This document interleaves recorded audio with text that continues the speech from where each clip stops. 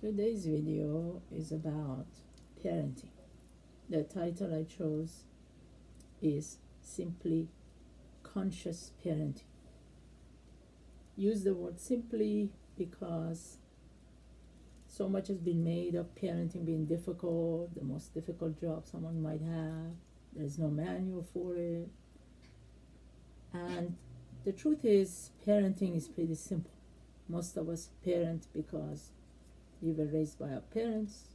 We model after what they did for us, and the majority of them did a good job and presented very good models for us to emulate. That's why parenting is really very simple. As long as we follow a few simple rules, guidelines.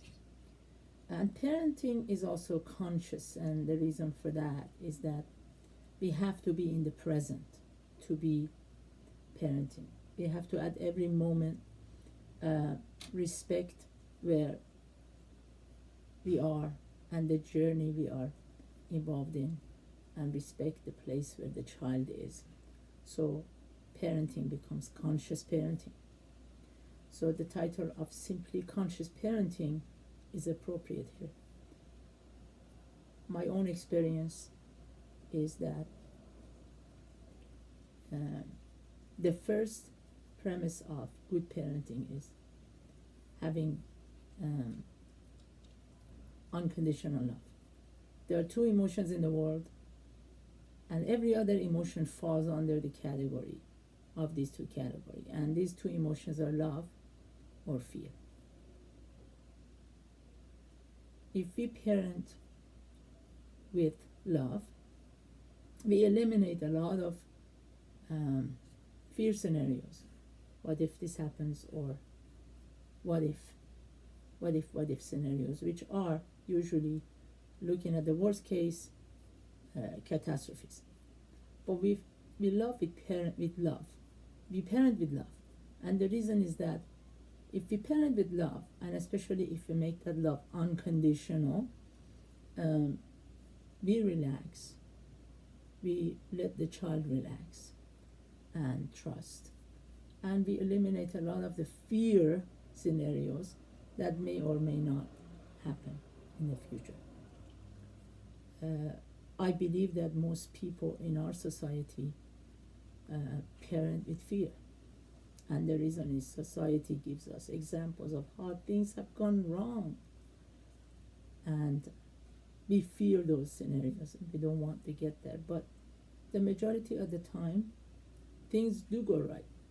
Children are raised well and they become contributing, successful adults. So, unconditional love. And when we have unconditional love, we don't have the child follow certain rules to be loved, or certain criteria to be loved. They are loved no matter who they are. This way we respect their individual personality. So at the end of the day, the child is not a mini me. The child is not a reflection of me in society that I need to preserve, which is another reason a lot of parents, they dictate to the child what to do because they believe the child is an extension of them.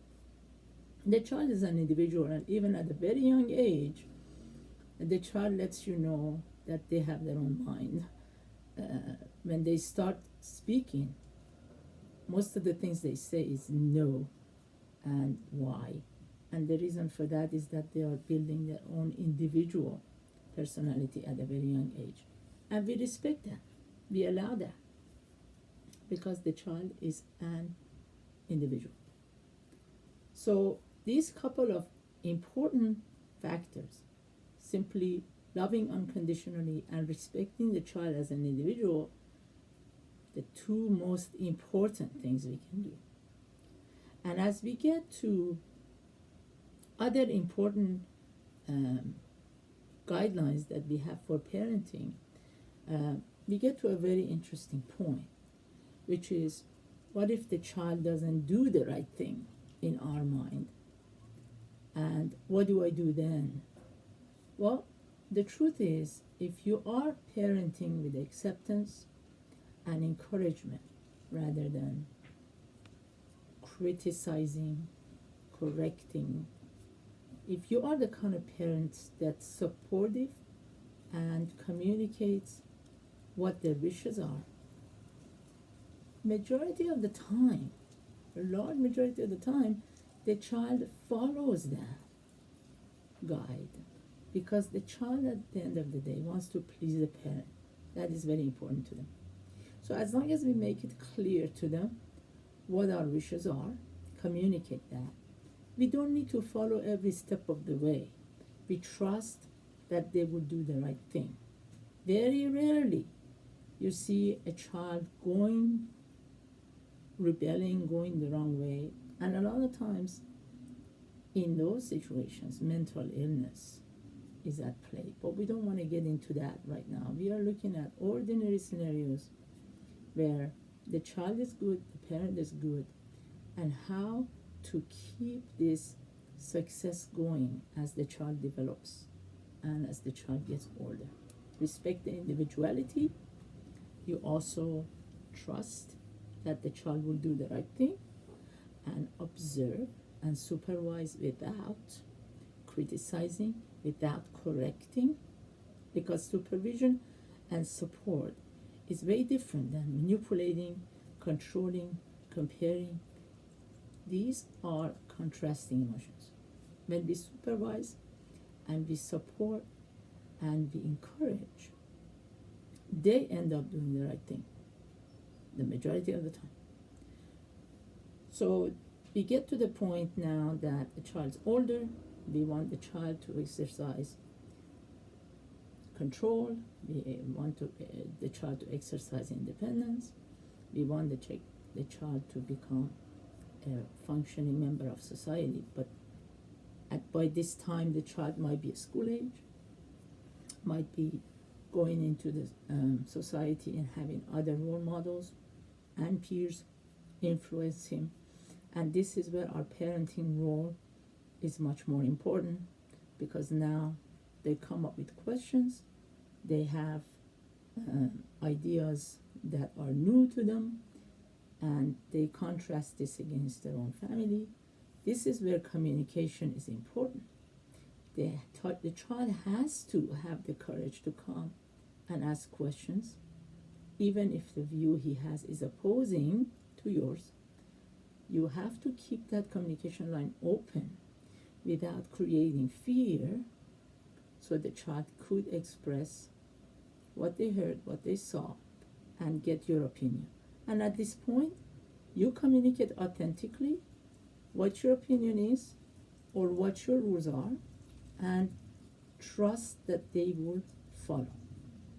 This way, you leave them to be independent. At the same time, you have stated your rules or your values, because that's important. The child needs structure. We cannot just let the child go and grow on his own and learn everything on his own. We still provide guidance and supervision and be a support system without dictating and controlling. It might be a balance that might not be as easy, but is doable, and a parent that is knowledgeable, is educated, can easily achieve that. There are certain cases where the child might be more problematic, more mentally disturbed, and we could always ask for outside help. We are not to be super parents here. We can seek help, we can educate ourselves, we can get outside experts to come in. To summarize, the most important factor in good parenting is to start enjoying the journey, be conscious and present, and begin with love. Hopefully unconditional love. Hopefully love that is always there no matter what.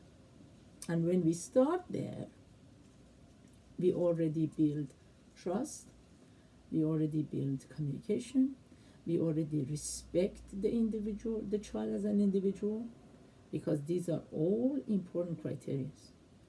And as the child grows older, we respect their developmental stage, because we know at every developmental stage communication would be different. And if we need education, we're going to read about that. But if we know how to deal with every child at every stage, we have to remember that communication has to match their level of development. At any stage that they come to us, communication should match where they are and not go beyond that. So we covered many areas that were important.